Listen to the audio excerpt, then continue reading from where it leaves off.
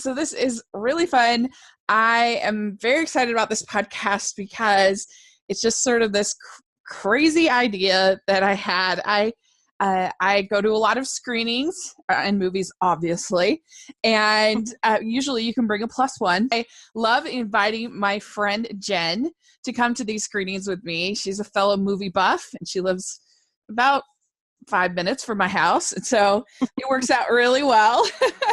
And so we have seen a very wide variety of movies together over the last 2 years or so, and so I thought it would be really fun to get together and do a ranking of the movies that we've seen together, because anybody can do a ranking of like the Marvel movies, and that's just kind of boring to me. And so I think it's more fun to do really random rankings of like stuff that doesn't even make sense to rank together. So And this list does not make sense. No, it does not. And so I thought this sounded fun. So my friend Jen is here and joining me on the podcast. So thank you so much. Yay, I'm happy. I'm happy to talk about all these random movies. And thank you so much for being my movie buddy. Oh my gosh, I'm so grateful that I get to watch all these movies with you. And I love that you just always have such a specific opinion. And then we have good discussions afterwards. We really do. And it helps me a lot because, believe it or not, I don't always 100% know how I feel when I come out of a movie. I sometimes have mixed feelings, and so it helps to have a friend to talk about it with and kind of hash it out and help me to kind of decide how I'm feeling and what sort of is most important, not as important, what's kind of, it just helps. And so I really appreciate it. Well, we have had some good hashings for sure. Yeah. So, yeah. Have you always been a big movie buff? Yes, I would say yes. I mean, yeah, I just really like movies. I really like pop culture because I also like TV. I like Broadway musicals. Like, I just like the kind of whole of pop culture. Yeah. I follow all of it. I read about it. I often say it's my sport. For people who are sports fanatics, it's that's just what I do. Yeah. Yeah. It's just, it's so impactful. Like I feel kind of bad for people that don't involve themselves at least a little bit in kind of cinema and some of these things, because it's just such a, like every era and every group in throughout time has always had some way to tell their stories. And I think there's no question that television movies is how we tell our stories. And so I feel like it's almost, you need to be at least moderately involved, like a couple movies a year. I'm talking like you need to at least see a few and to kind of understand what's happening around us, I feel like. I absolutely agree. And it's kind of funny because I was kind of talking to my family that I was going to talk about these movies, and my sister was looking at the list, and she's like, I haven't even heard of half of these. And I was like, but you have heard of half of them. That's a win. Yeah, that's right. Because that's right. And then we did start talking about the ones that they had seen, and that was just fun. Yeah. And so there is a language, I think, that is just in our culture that is movies. Yeah. And there's references and everything, and I just like, it's fun. Yeah. And we have a pretty good mixture. There's 16 films altogether. And we have a pretty good mixture of medium movies, indie movies, Oscar bait movies, and blockbuster movies. So I think it's a really weird mix. And I will put the list in the description. And if anybody wants to do a ranking, that would be really fun. Or you can put your ranking in the comments section of either the ones you've seen, or if you've seen all of these, that would be really fun to get your ranking and compare it. So, all right. Well, so we are just going to dive in, and we debated, should we list the movies up front, or should we just kind of surprise everybody? And so we're just going to surprise everybody. and put your outrage if we have it too low for you. Right. That would be very fun. So, all right. At number 16 on my list. I think our number 16s are going to be the same. It's going to be interesting. My number 16 is Life Itself. Mine too. Yeah. And in fairness, I always say with this movie, when I saw it, I was really sick.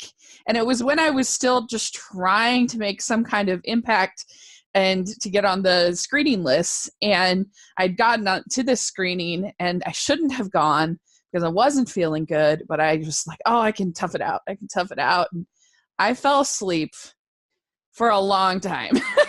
Like normally I'll play like I'll play like the headbutting game, you know, where I'm kind of nodding off for 30 seconds, but I don't know how long it really was, but it was falling asleep. It wasn't just nodding. And no, it was actually some snoring, and at the snoring moments, I nudged her.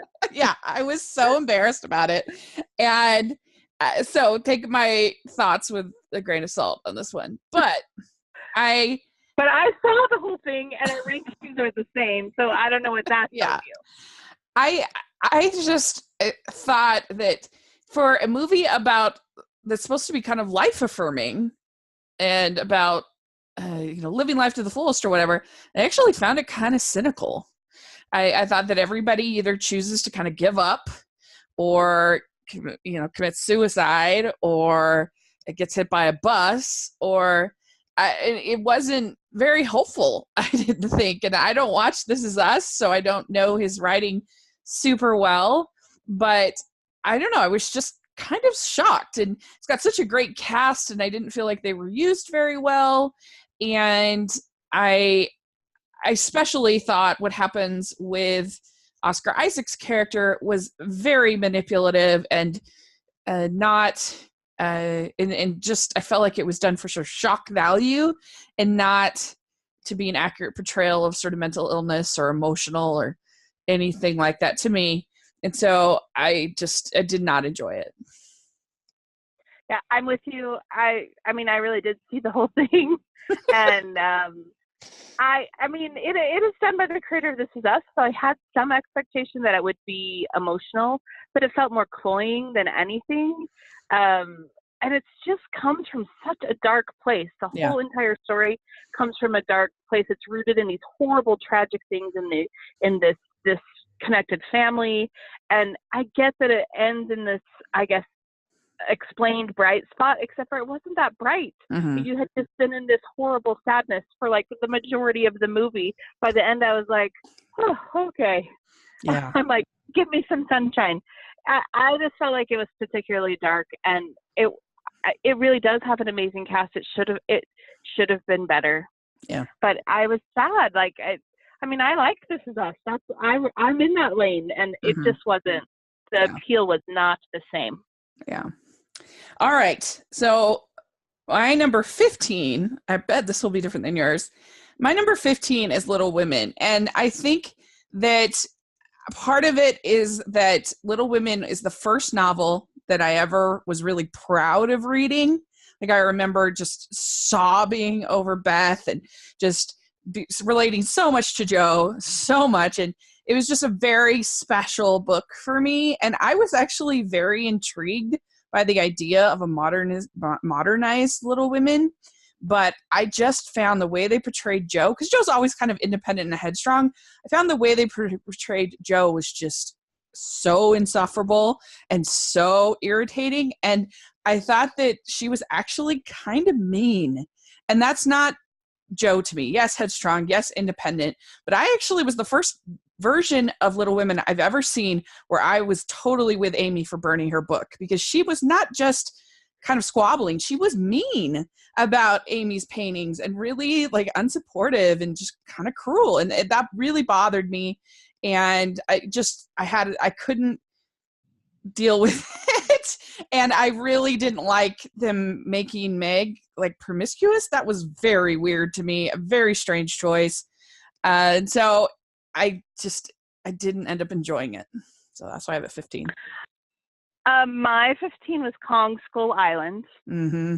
And there's one redeeming thing about that movie, and that was Kong. Kong was awesome. Yeah. But other than that, I didn't care for any of the rest of the movie. Even John C. Reilly, who I particularly love, couldn't save it. Yeah. I just thought it was kind of a big bomb. I really, really liked the Kong, but other than that, I felt like it was kind of a snoozer, just a regular old. Yeah. It's not. I wouldn't even put it in like the fun, like bubblegum kind of popcorn, big budget movie. I just didn't love it. Yeah, I actually have that at 14, so I'm with you. It felt like 7 different movies all happening at once. Like each character felt like they were in their own movie. Samuel Jackson's character didn't feel like she was in the same movie as John C. Reilly's or Brie Larson, and I just think it had so much potential, and I hated those creatures that they honestly spent most of the movie fighting these. I forget. I can't even remember anymore, but I hated them. Right. And those really weird things. Yep. Yeah, they looked terrible. They were just, it wasn't good. And so, yeah, I'm with you there on Kong Skull Island. What did you have at 14? Palms, which I'm sure is much higher on your list. But I really didn't care for Palms at all as Diane Keaton vehicle. That I felt a lot like Book Club to me, which I also did not care for. I don't think I'm the target audience for that movie, but it just feels like a cheesy TV movie to me.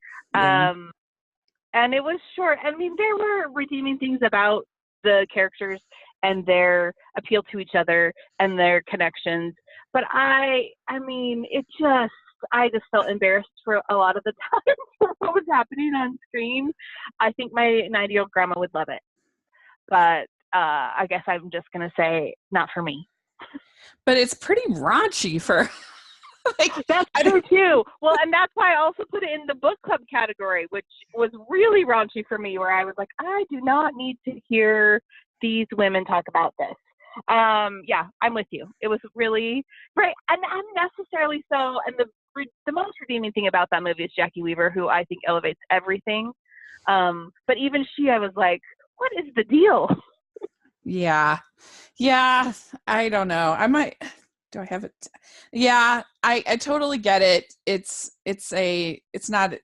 didn't go fresh on it, so it's certainly not a great movie. But so we'll see where I have it. So the next up for me is painful for me because I love animation so much. And this is shockingly because I love Laika so much, but I have Missing Link at number 13, which is shocking, but I just really didn't end up enjoying this movie. I thought that it wasn't funny. I thought that the character designs were just off, and that really bothered me. I didn't like his triangle nose. I didn't like Susan's weird pig face. I don't know. I just disagreed with almost every choice that they made, which was frustrating. And I just thought the story, like when they're in the Yeti land, it was just so like, what are we doing here? Like, is this supposed to be funny? Is this supposed to be sweet?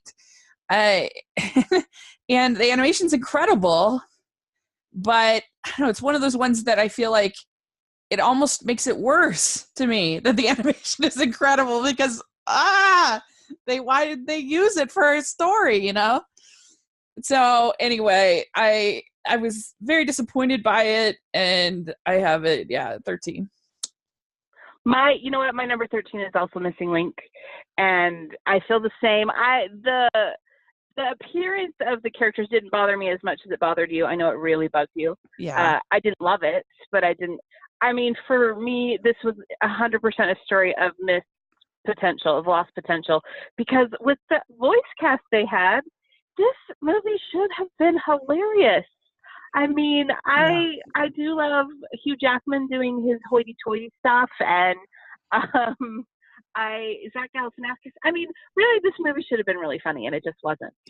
Yeah. And it was. I wonder. And the weird thing is, I thought it would appeal to little boys more than little girls, and I was never a little boy. How about that? Yeah, I felt like it was doing Aardman light, like the Wallace and Gromit, the that whole studio. They were trying, as opposed to Leica, which usually is more sort of ghost stories, more sort of in that feel of a sort of a supernatural story for kids. And I don't know, I just felt like they kind of lost themselves and who they are, and their last movie was Kubo, which was Kubo and the Two Strings, which was so great in my opinion. And I don't know, it just didn't work for me. Well, and it's funny because I had the occasion to weirdly watch Smallfoot this morning. Mm. Did you see that movie? Yeah, I did. There's Yetis in both. Yes, I know. It's the I weird thought about it because there's Abominable coming out this fall. It's like the right, like Yetis are the thing. I was like, what's the deal with all the Yetis? Yeah, I thought the Smallfoot was very weird, but yeah, enough of it worked for me. I certainly liked it better than Missing Link. Right, that's what I thought too. I'm like, I didn't love this one, but I like it better than Missing Link. That was my point. Yeah. Anyway. Yeah. So, it's too bad. So my number 12 also might be controversial for some people. It's Hearts Beat Loud.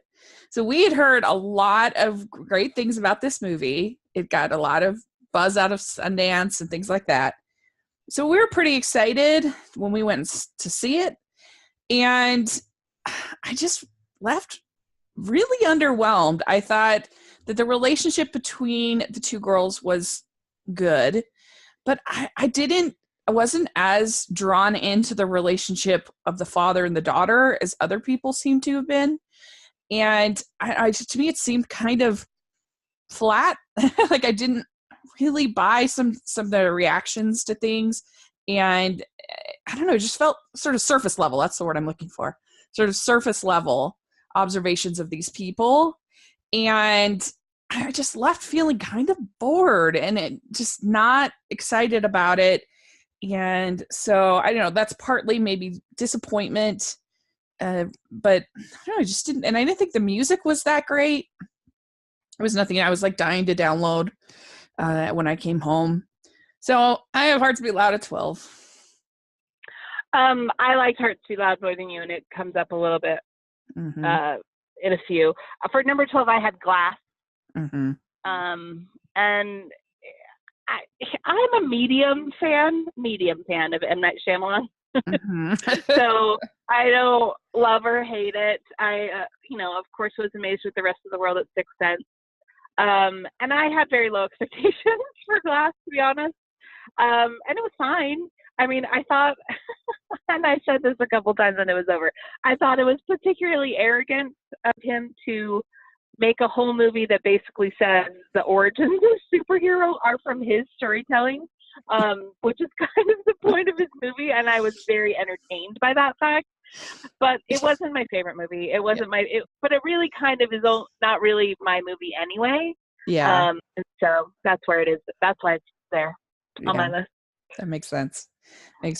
So at number 11, I have Palms because I agree with everything you said, and especially about Jackie Weaver being a delight. She was great in it. I don't know. To me, it was just corny enough and just sort of sweet enough. There was enough chemistry between the women. I still didn't give it fresh, but I was basing a lot of these then. If I had a free Saturday and I had to pick from this list to what to watch, what would I pick? And so that's kind of, as opposed to quality, like I think Hearts Beat Loud is a better made movie and better. It's probably a technically better movie, but it's just as far as like, what would I want? What would I put on and want to watch? I would probably put on Palms just because, I don't know. It just, rather than be bored, I would rather watch these ladies. Rather than dead air. Yeah. Take this movie. That should be on the posters. So yeah, I have Palms at 11. It's not great, but yeah. I have Little Women at 11, and that was hard for me because I love the book like you do, but I pretty much love all iterations of Little Women. Like the musical is one of my all-time favorite things. When I went to Boston, I visited the Alcott House. Like I just really love all things Little Women. I really, really do. The 1994 movie I absolutely adore. And I wasn't as disappointed as you, although I absolutely agree with you about the promiscuous Meg was almost offensive to me. Yeah. And Lucas Gabriel, even though he was an executive producer on this, and he was so crazy miscast as Laurie, so much that it really, I thought, detracted from it. But other than that, I actually felt a little bit differently about the Jo in it, in that Jo isn't necessarily mean in the book, but she is petty. And I felt like a little bit, some of her meanness was a translation of today's petty. And so it worked a little bit more for me, although she's pretty, I mean, she like throws stuff, which is kind of weird. Yeah. But I really did. Overall, I will be happy to sit through the story of Little Women, even with a promiscuous Meg, on most days. Yeah. So. Yeah, I actually thought that maybe are they going to go, there were certain things in the way that the performance was with Lucas as Laurie. Yeah, that they were going to make him gay, right? I thought they were going to make him gay. And I was like, well, that could be kind of interesting. I would be curious to see that interpretation, actually. But, of course, they didn't. But I don't know. It was just because there was no chemistry between him and Jo at all. Or him and Amy even. And Yeah. And they changed over Amy. The actress at a weird spot, I thought. That was like, what? I don't know. So yeah, it had heart, and I felt like they were trying really hard. And yeah, I'm with you on Little Women. So it's a tough one, but okay. So at number 10, so we're getting into our top 10. I actually have Glass at number 10, and this is, again, probably going to be controversial because I gave it fresh, just barely. I think I gave it a 5.5 out of 10, just because I felt like it was well made enough, and it was kind of creative and interesting enough that I just felt like it barely, the pros beat out the cons for me in my review. But as far as, again, on a Saturday, what am I going to pick to watch? I picked one that I actually gave Rotten to just above this. So that's the weird thing, the way movies work sometimes as far as things. So yeah, I had Glass at 10. I thought that it was kind of creative it is very egotistical. You're absolutely right.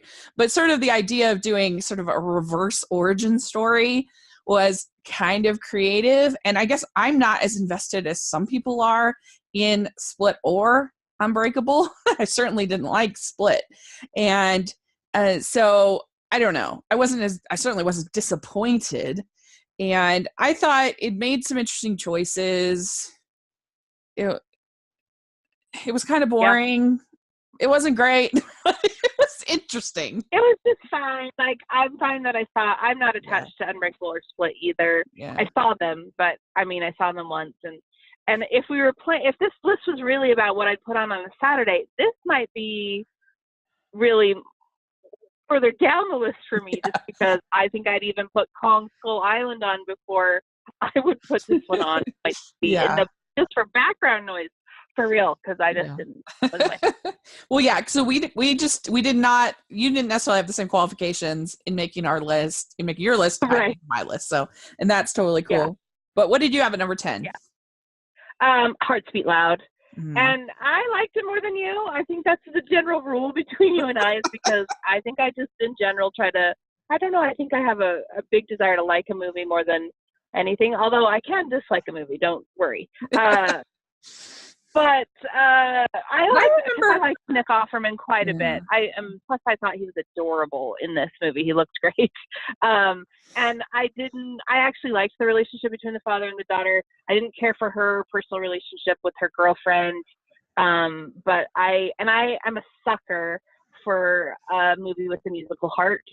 I liked the music in it. It was fun. I mean, I didn't go buy the album or anything, but I did look up the one song, and I just am a sucker for a musical movie, and I thought it was great. And I thought it was just kind of overall sweet, and so I enjoyed it on some level. Although it was the best movie I've ever seen.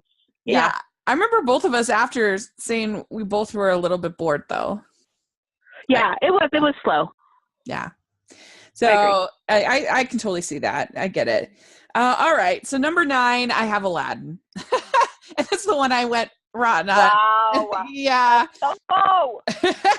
I know. But I just saw it for a second time, and I think I liked it a little bit less than the first time for a podcast. Yeah, it just, I don't know. I just felt like most of it was kind of like watching a sort of competently produced cruise show version of Aladdin. Enchanted, I'm telling you, it sometimes feels like Ellen Enchanted. Yes, yeah. But I don't know. I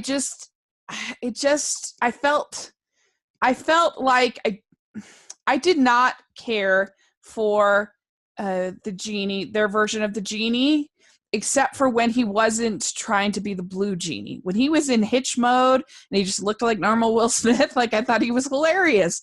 But for most of the movie, I thought they kind of sapped it of its humor. And I know it's hard because Robin Williams, his riffing, I mean, is just so legendary. But they took out most of the jokes in Prince Ali. They took out most of the jokes in A Friend Like Me. And they took out all of Iago's jokes. He wasn't funny at all. And so I don't know, I just missed the humor. And especially on the second time, I love Jasmine's song as far as the song, but it really sticks out, the placement of Speechless in that second half. It just feels so different than the rest of the movie that's a little bit weird. And there was a lot of weird choices, like randomly in the third act making Hakeem this like crucial character, and we're like, what is going on here?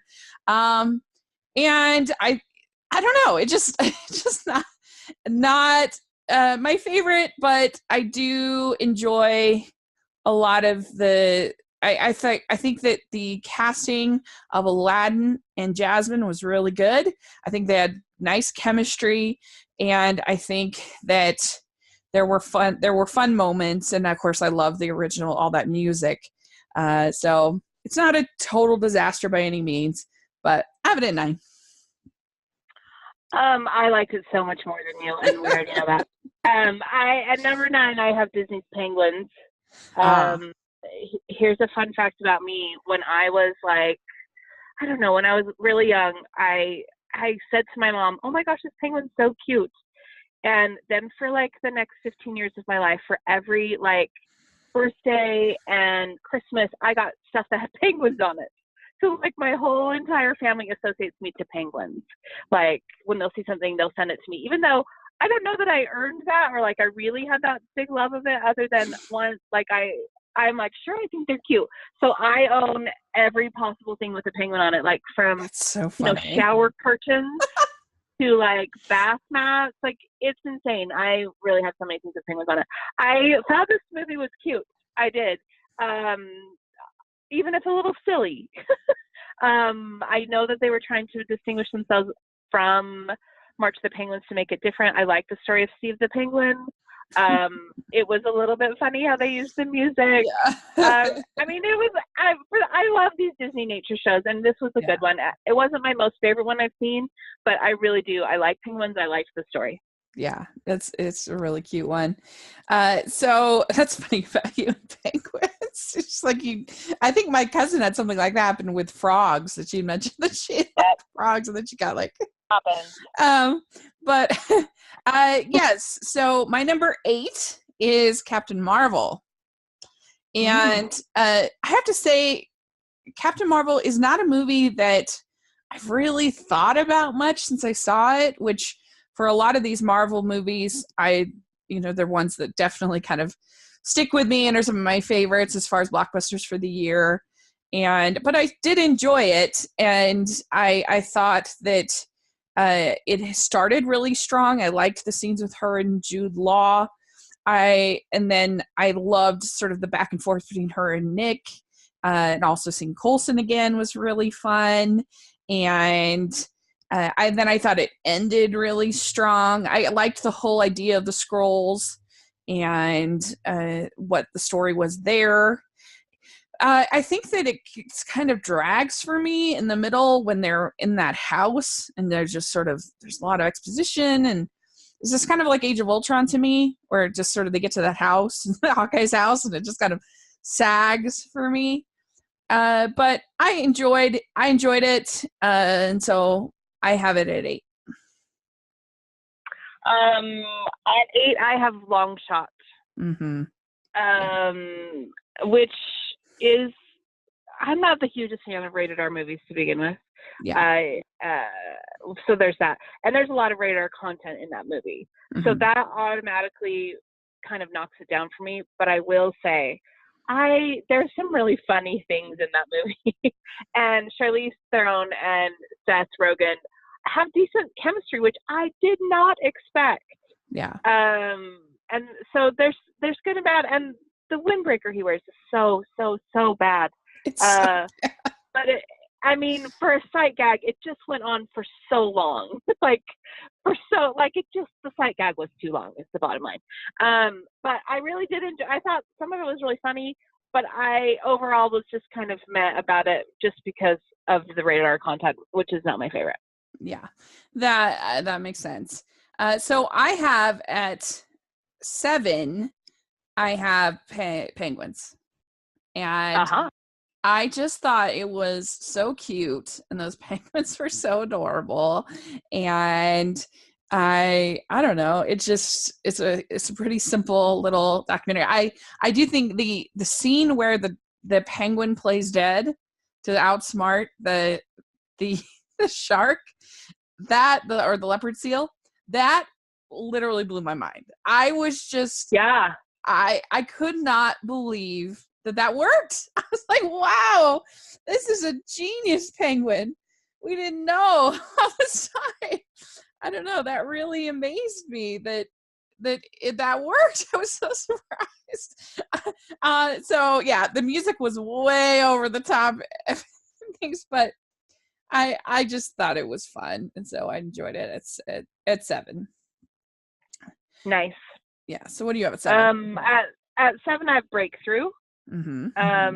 Which was maybe one of the best faith-based films I've seen in a really long time. I was surprised how much I liked Chrissy Metz, how much I liked Josh Lucas, and the biggest surprise of all was how much I liked Topher Grace, who I did not expect to in that role. I really like the core of that movie. It's earnest, and it's an amazing story to tell, but also it paints all the players as humans, which I liked. I liked this movie a lot more than I thought I would. Yeah. Agreed. I actually have that at number 6. No, wait, no, I don't. Sorry. I agree. I have that pretty high too. It was way better than I expected. Definitely. Yeah. So I have at number 6, I have Long Shot. And yeah. I think that like for the first 20 minutes or so of this movie, I was like, this is very irritating. I'm really not enjoying it. And I think part of it was because some of his choices felt nonsensical, like wearing the windbreaker at this super fancy party. Like, what is wrong with him? Does he not have any, like, is he stupid? What's going on? And especially because, like, his friend is supposedly this sort of slick guy. Why would he do that? You know what? Well, why wouldn't he mention change his jacket? Yeah, like get out of that horrible jacket. That jacket just it gave me trauma. I was like, what is going on? But I think it won me over through sheer force of will that these two people had together, their chemistry. And I think what made it work is O'Shea Jackson, the friend, particularly the last act of his character, because he actually called the Seth Rogen character out on his BS. And I think the screenplay needed that to happen, because otherwise it would just validate the fact that he was behaving in this way and being so judgmental and so terrible. And I appreciated that. I didn't expect that. And I'm like, okay, wow, this movie's actually going to be fair about politics, and it's actually going to be, that made it more insightful and interesting in retrospect. And I don't know, I ended up joining it. I love romantic movies, and I love romantic comedies, kind of a thing. And so I don't think it's like, I think it's maybe being a little bit overpraised. It's like this perfect movie. Yeah. But I still enjoyed it enough But to you have liked it at 6. Yeah. Well, and there's a little part of it too that I'm going to say, how it ends in all its rom-com glory is so ridiculous, but totally works. Yeah. That it's so funny because it really is. I'm like, this is really a rom-com. Yeah. And in my ranking for the year, I actually have Long Shot and Breakthrough, which, spoiler alert for my next choice, I have them literally next to each other. That was like 23 and 24, something like that. Yeah, there was a close tie, close cut there. But yeah, I agree. I think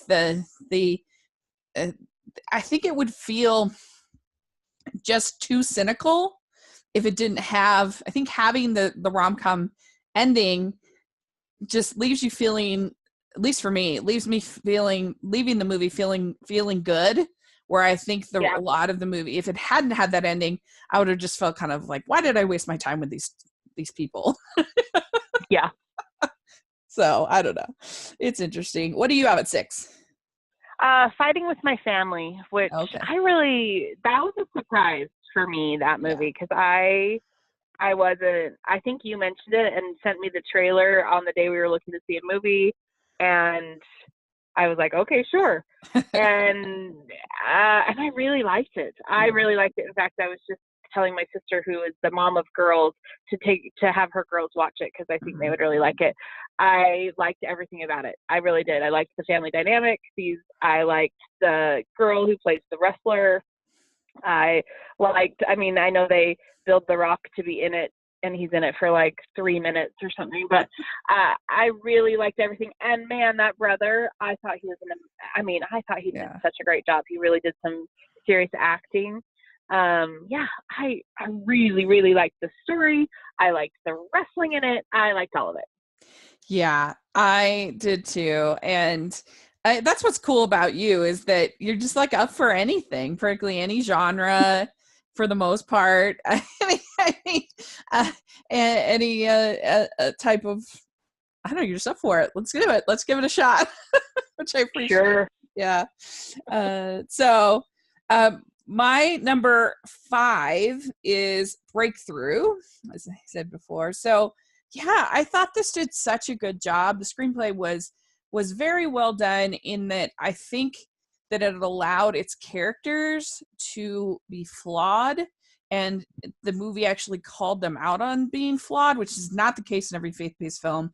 Sometimes they like to hold these religious characters up as this paragons of virtue, and that all the atheists are evil and terrible and need to be converted. And this wasn't a ministry movie. This wasn't a movie that's trying to convert people, like War Room, for instance, which is about trying to get people to start the war rooms in their house and stuff like that. This is really trying to tell this story of this family and this amazing thing that we can't understand how it happened. And I think it did a really good job. And I loved Topher Grace, and it was such a brilliant move on his part after playing David Duke last year, I think, to pick playing this pastor. That was very smart, because you don't want to get pigeonholed into like only playing villains or only, whatever. So that was very good on his part, I think. And I just thought that everybody had chemistry, and I thought that they sold the miracle. And there were flaws. Like, I felt like you didn't need should have just ended with him leaving the hospital. I thought the little add-on with him getting bullied at school because he was like a miracle kid was ridiculous. That I didn't really like. And I also thought they laid it on pretty thick of making him like the most annoying teenager ever. I was like, yeah. But At the beginning, he was pretty one note. I think I even leaned over to you and said, when is he going to get frozen? You know, like what's going on? Because I'm really getting tired of this kid. Right. But, right. But Christy Metz was great in it. She was she sold it very well. So I really enjoyed it. I thought it was a great job for a audience that deserves better movies than they typically get. And I have a question for you. When you say it's not a preaching movie, No. is that just something that's trying to rally you about something? So you're just saying the faith is maybe the backdrop? Yeah, because some of these faith-based films are more interested in ministering than they are in telling a story. Like War Room, for instance. So they're trying to do some missionary work more than they're actually trying to make a movie? Like literally at the end of War Room, they have a number that you can call to get involved in the ministry, and they're about getting people to create these war rooms in their house. Oh, got it. Because one thing I really liked about that movie was how the one character that doesn't believe in God and is struggling with the experience he's had, I like that kind of, just to make you think about what your own feelings about God are a little bit, although it doesn't have an agenda. I appreciate that. Anyway. Yeah. Like in God's Not Dead, the atheist character is literally struck down at the end, and in order to live, he has to all of a sudden have this conversion, and he gets brought back to life, and he becomes this new person. That's because he's the worst person in the world. He's terrible, this atheist. And so that's the kind of thing that this genre typically gets, unfortunately. And I think that it's nice to just have a story about it. And I feel like they've been getting a little bit better. I really liked All Saints with John Corbett. I thought that with John Corbett, that was actually a really good story. And I don't know, I liked I Can Only Imagine, where they're just focused on telling just one person's story in their life, as opposed to come join us, join our ministry, join our religion, that kind of a thing. Yeah. Cool. I think those ministry ones are great for Sunday school, great for, but they're not for a feature film. So, So, okay. What did you have at number 5? Captain Marvel. Okay. I liked it more than you did, but I've been thinking about it since you said it. I haven't thought much of it since I watched it either, other than when we saw Avengers, or leading up to that, I thought about it quite a bit. I just liked it. I liked the backstory. I thought the stuff in the house was more about relationship building and understanding, because really there was a lot to understand about this relatively unknown to the general public superhero. I didn't know anything about Captain Marvel. When we left that movie, I called my brother, who's a comic book guy, and I asked all sorts of questions about, why. I'm like, what is the deal with Captain Marvel and Shazam? Why is there 2 Captain Marvels? And I asked all sorts of questions, and I was happy to be educated. I did like the girl power of it. I liked the use of all the 90s music in it. I loved the Gwen Stefani number and the No Doubt number and the big fight scene. I just really, it really does.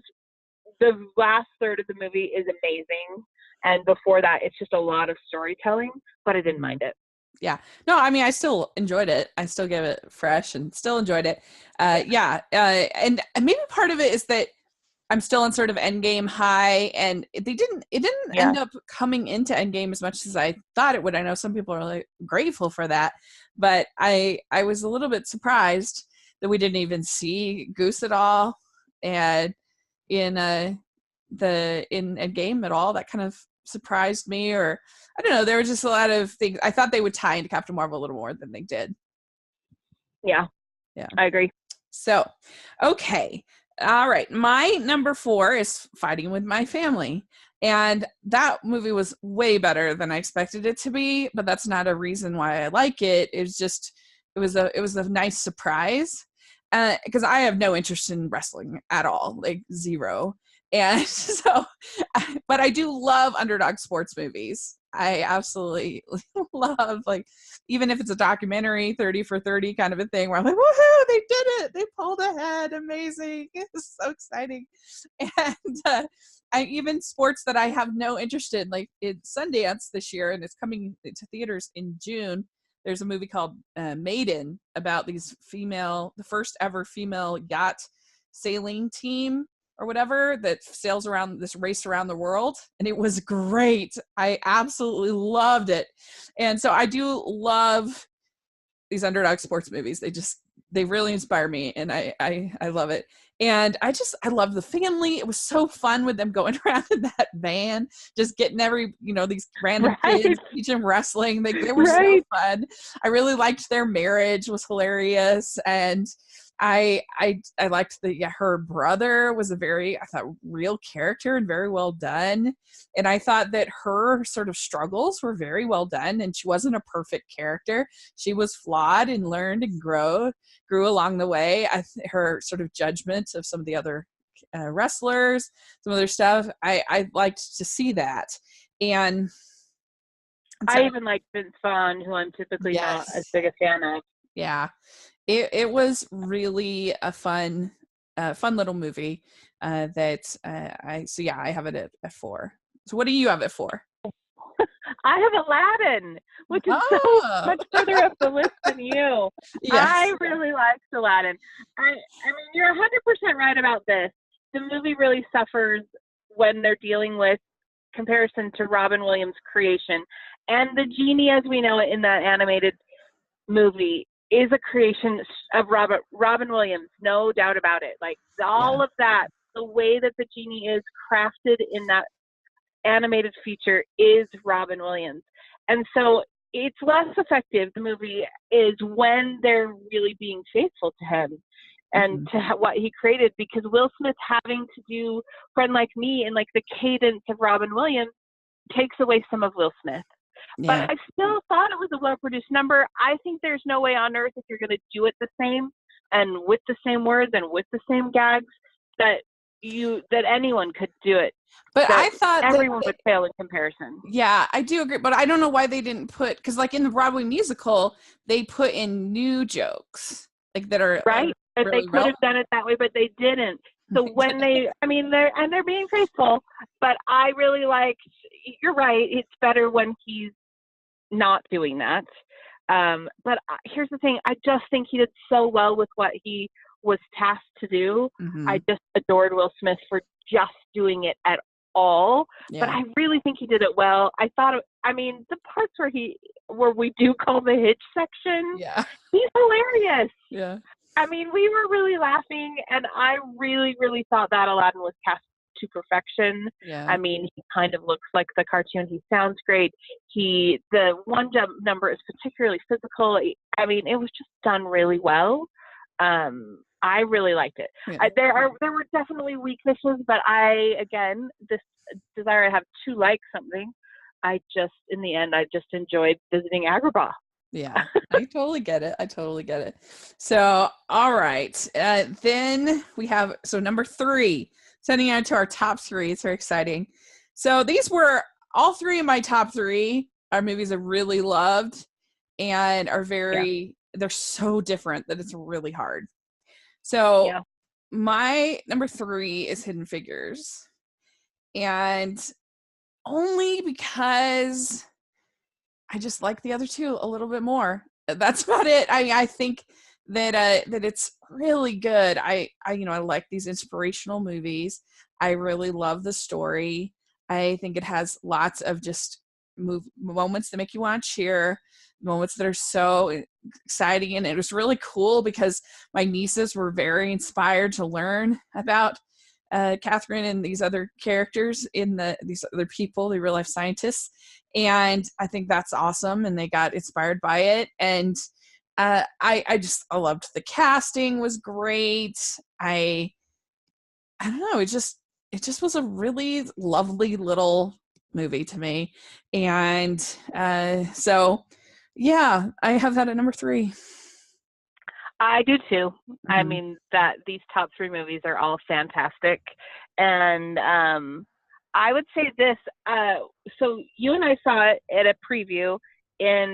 We got like the last two seats in the house We did. because we weren't even sure we were going to make it into the showing.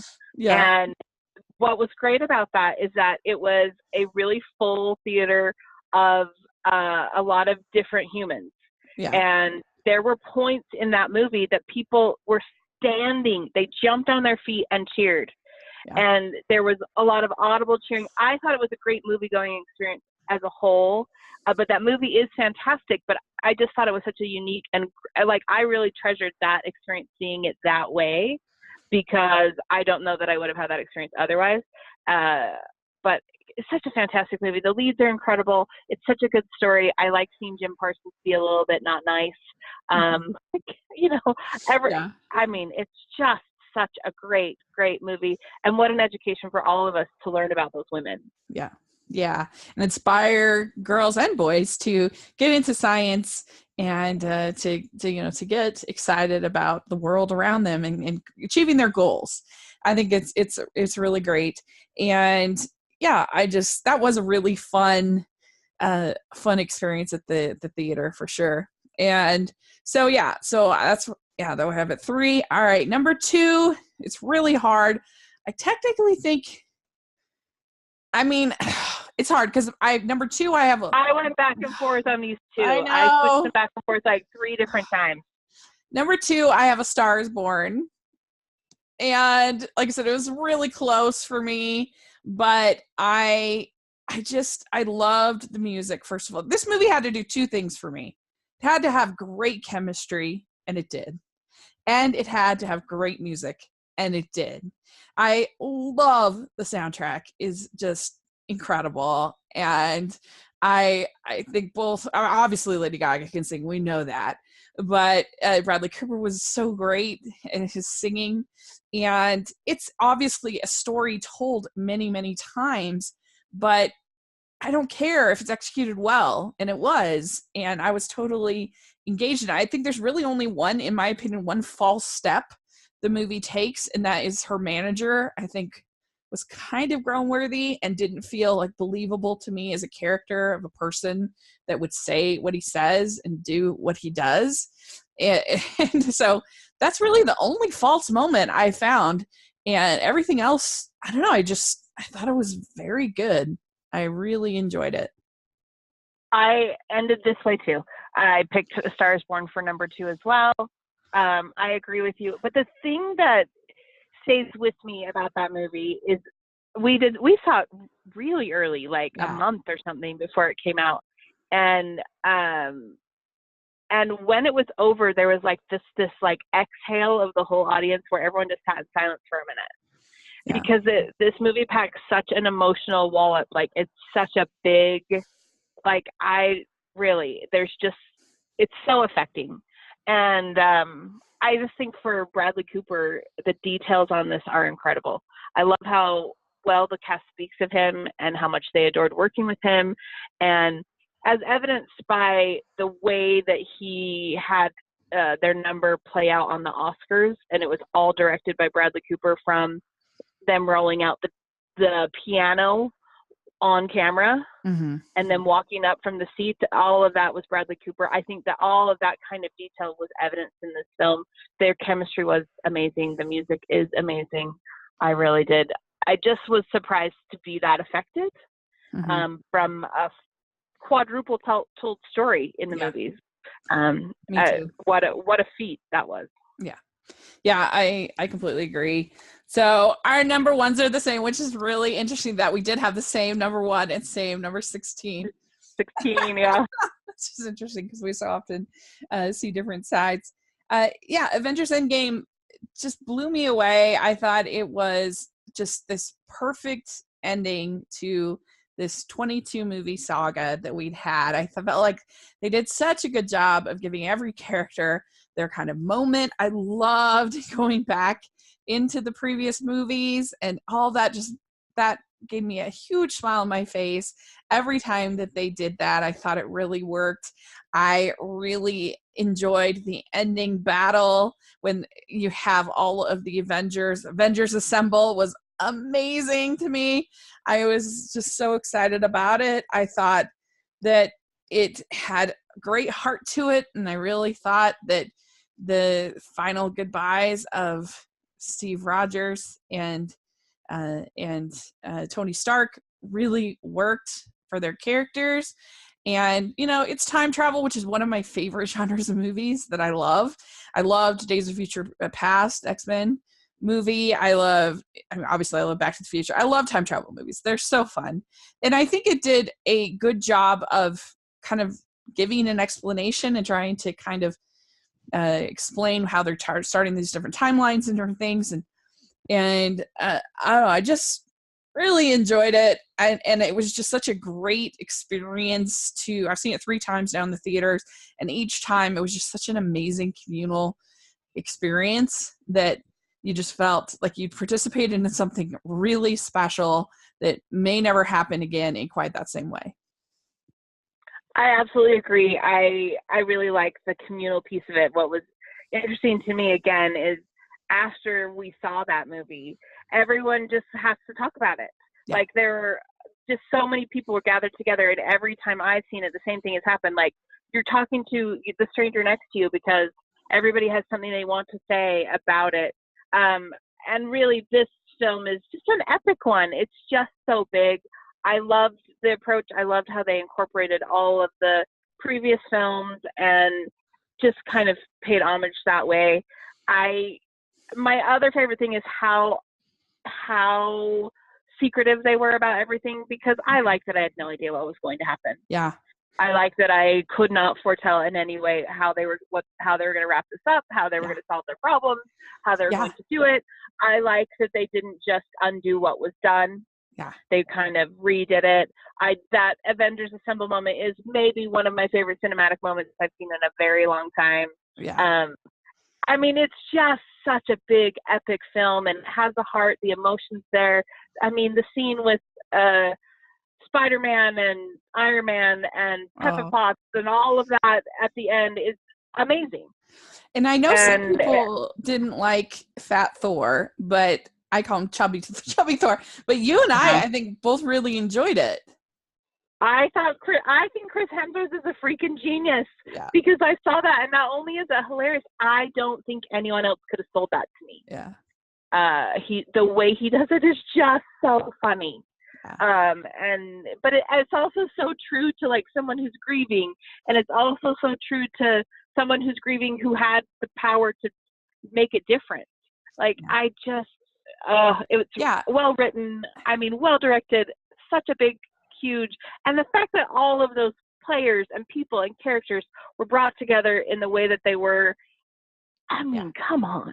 And I think very true to Thor's character, because Thor has always been a character that covered up sort of awkwardness or difficulties with humor, and with I don't know, I totally buy him as an alcoholic that would let himself go. That made total sense to me, playing Fortnite with Korg. Right. And that scene that he has with Rene Russo is one of my favorites in the whole movie. It was so good. And I also like the fact that he didn't all of a sudden become, like, once he got the hammer again, that he wasn't like transformed back. Like then I would have been like, ugh, because I kind of liked how they had this sort of cool Big Lebowski version of Thor. It was fun to me, and I really enjoyed that, because that would have been kind of a cop out to me if all of a sudden he was Mr. Fitness. But yeah. And anyway, well, and there's something to that franchise too, that they have in the press shown themselves to be very united and friends, and the appeal of just how they've come together as individuals and humans, and then that being reflected on the screen has just a mass appeal to everybody who's watched any of this. Yeah. And they really did just wrap it up so well. It was great. These are fun. These 16 movies are fun, and I feel like we should watch 16 more. Yes, I think so. This is so fun. Yeah, there are very few that if I had that free Saturday, that I'd be like, Nah, like I mean that I like hated, but I Yeah. really probably only my last two would ones that I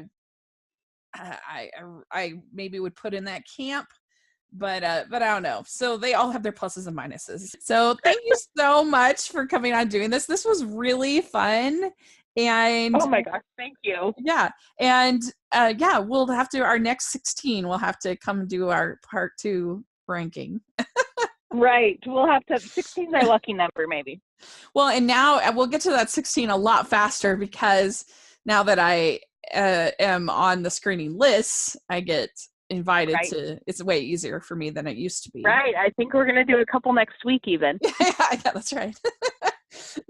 Yeah. I'm like, my calendar is starting to fill up with Movie with Rachel. Yes. So, Which I thoroughly enjoy and I'm very grateful for. yeah. So that's great. You don't have a social media or anything like that. Do you want to share? Do you? Anything like Twitter? No, or, okay. I don't. I should, but I don't. Okay.